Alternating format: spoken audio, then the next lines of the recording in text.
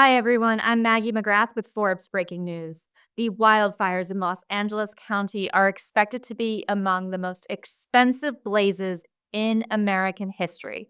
Joining us to talk about the economic damage, but also the forecast for impending winds, is Bill Waddel. He is the public relations manager for Accuweather. Bill, thank you so much for joining us from the ground of Los Angeles County. Absolutely, Maggie. Glad to be here. So we see blue skies behind you. And before we dive into all the numbers and the forecast, I want to ask you about your observations on the ground. I expected to see a little more smoke, a little more clouds. What have you been observing as you've been there? I can tell you that this is definitely a unique fire. Before I was Accuweather's public relations manager, I used to be one of the reporters based in Texas, and I've covered a number of wildfires over the years here in California. Spent a lot of time at the 2020, I believe, wildfires up in Napa Valley, and many of the fires we go to, you're talking about a lot of rural areas and vineyards that burn, different types of smoke. But this has been just a catastrophic wildfire disaster with these flames and embers coming into suburban areas and seeing so many of these homes as well as vehicles going up in flames. And that's part of the problem, not just that we're seeing those embers being carried over, but all of the hazards left behind after these fires with the melted materials, the plastic, the metals. I've seen multiple electric vehicles that have burned to the ground. So you're seeing parts of the batteries and different components that have leaked onto the roads. And we've got a very costly cleanup ahead. But again, very dangerous situation here with a red flag warning and a particularly dangerous situation. AccuWeather is forecasting the potential for 60 to 80-mile-an-hour wind gust at times. Let's get into that forecast. So, Los Angeles County is under a red flag warning yet again. How long will it last? Take us through the rest of Monday into Tuesday and Wednesday. What do you expect? Yeah, AccuWeather is forecasting those 60 to 80-mile-an-hour wind gusts in those spots that are prone to Santa Ana winds. We actually have an AccuWeather local storm max of 100 miles an hour that is possible in some of the mountaintop areas. Now, what is different right now compared to the windstorm that happened a week ago? We do not expect as intense winds to reach into the urban and center city area of Los Angeles. That was just an incredible and a rare situation. But these spots up here in the Ana areas that are prone to more of these winds, they see them more often. They're used to these winds. But again, the big concern, things are smoldering. At times, there's ash in the air, so the wind could carry those embers.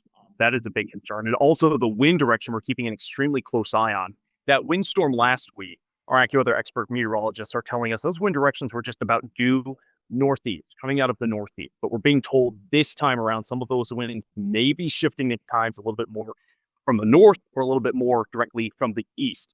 Well, what does that mean?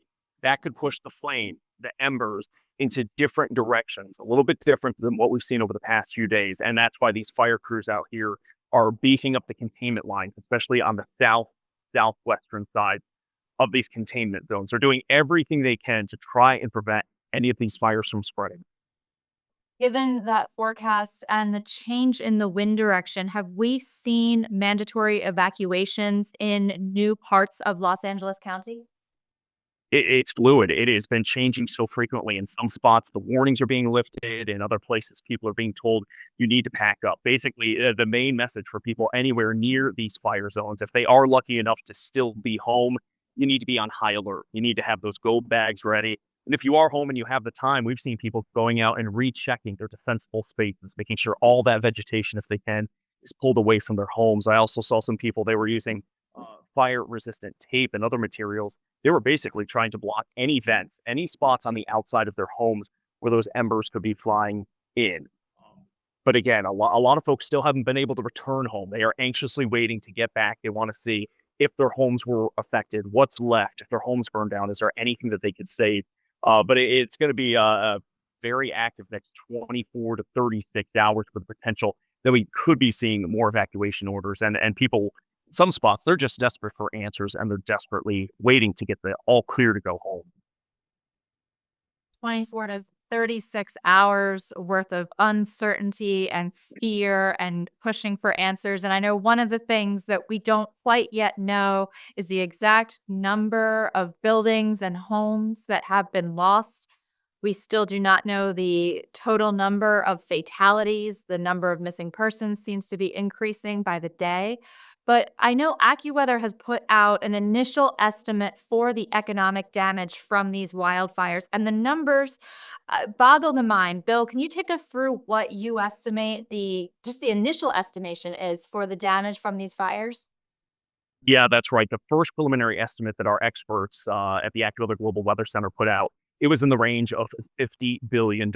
Obviously, the situation has evolved quite a bit in the past week. You remember those first few days during the windstorm and the infernos, and then in the days after, it was incredibly tough to get into the damage areas to do those assessments. There was so much smoke in the sky. Even the satellite assessments were very difficult. So, over the past few days, our team in Accuweather's Global Weather Center, they've been going over the data. They've been checking the verified reports, new information coming in. The latest AccuWeather preliminary estimate for total damage and economic loss, it's staggering. It stands at $250 billion to $275 billion. How could it possibly be that much money? Is one of the questions, and that's fair. We consider a lot of factors that other organizations do not. You're seeing some headlines and numbers floating around. Half the time, that is only for insured losses. AccuWeather's estimate, we know that there are a lot of people here who do not have insurance, who may have been dropped in recent months. So our estimate includes a preliminary estimate. This is for insured losses, uninsured losses, and then how do you put a real price tag on all of the impacts that we've been seeing? The cost of evacuations, the public safety power shutoffs for families and the businesses that have lost power for days on end. Of course, that's an important effort to try and prevent any power lines from coming down and sparking fires. But there's a cost to that. When families lose power at their homes, businesses lose power, food and inventory is spoiled. We also consider the long-term impacts to the business disruptions, tourism losses. And the big one here is healthcare costs. We consider an estimate for the long-term healthcare costs, not just medical, but mental healthcare costs as well. A lot of people here have gone through a horrific disaster. Unfortunately, for a lot of these families, they have been through wildfires time after time again, threats of them. But for some of these families, this is the first time they were directly impacted and have lost everything. And it's not just the injuries from the fires, but the wildfire smoke exposure. That's one of the things that our experts are so concerned about. You've got homes and businesses that have burned, a lot of plastics that have burned, as I mentioned, vehicles, fuels, chemicals. Unfortunately, it's going to be a dangerous cleanup. And the big concern is those hazardous materials leaching into the ground, potentially making it into waterways. But then all of that stuff basically just being carried into the air. And you're talking about millions of people here in the Los Angeles area who have been exposed to days and days of poor and unhealthy air quality. So unfortunately, we've seen it before with wildfires in the past. That exposure to smoke, the mental, the physical, the emotional toll of all of that, it can lead to some long-term medical issues for people, both physically, emotionally, and mentally. And we know that the cost of healthcare is very, very expensive. And our experts also telling us this entire situation, this is just going to make the insurance crisis that much worse. It's going to be even tougher for people to secure insurance coverage in high-risk areas. And if they are, you can imagine how much the policies are going to be going up. You know, you say 250 to $275 billion, and as then you describe all the factors that go into that number. I hate to say it, but that sounds like a conservative estimate, given that we're not out of the woods yet. This is still ongoing. Can you talk a little Absolutely. bit Yeah. can you talk a little bit more about the smoke and the air damage? What is AccuWeather forecasting in terms of what areas are affected? Because obviously the winds blow the smoke well beyond the initial point of the fire. So, what should people be doing? Yeah, absolutely. There's a lot of factors involved. And I did want to point out, you are right. That number, even though it has grown considerably from our preliminary estimate, our experts are telling us they're closely monitoring the situation, reviewing the data. I would not be surprised. You won't be either if we do see that preliminary estimate increase once again, especially after we see what happens over the next 2 days with this wind event. The concern with the hazardous materials, what's in the smoke, what's in the water, it's the long-term healthcare impact. It's going to be the cleanup effect. When it comes to the forecast, our AccuWeather experts are telling us that after this wind event, by Wednesday afternoon, by Wednesday evening, those Santa Ana winds should be coming down. They expect conditions to be relatively favorable from Wednesday through the end of the week. Unfortunately, after that, our AccuWeather experts are monitoring the potential of another possible Santa Ana wind event. So we could see winds pick up again next weekend into the following week. And when it comes to rain, of course, we desperately need rain in this region. We know that California, it's a tough region. They go between extremes. If you look back at the past 2 winters, this is supposed to be their wet season. So the past 2 winters, they had an incredible amount of moisture, rainfall, mountain snowfall. So we saw a lot of vegetation grow, a lot of things greening up. And then you fast forward to this winter, supposed to be the wet season. It has been incredibly dry in some spots between the Los Angeles area and San Diego. We're talking about top five driest seasons so far on record. And our meteorologists and our long range experts are telling us the outlook, the forecast for rain potential here, it's not looking great. There could be some showers potentially in the next week or two. But they're telling us even if there is a bit of rain, it is just so dry here and the relative humidity is so low that it may not be very effective rainfall to help these. So we're going to be keeping a close eye on it. There is the potential for occasional showers here or there toward the end of the month, but we may not see any decent rainfall here in the Los Angeles area until February. Till February, and it's worth noting today is January 14th, so that is 2.5 weeks away. Let's hope that at least maybe some drizzles come. Would it, even if it's a light drizzle, would it help at all, or is it just too dry that that wouldn't even do anything? They're telling us, both our AccuWeather experts as well as the fire crews we've been talking about here. I mean, obviously, any sort of moisture will be helpful, but to really help with these fires, it's got to be a decent amount of rain. And then, it's a tricky battle. You want some rain, you want some moisture, you want the relative humidity to go up.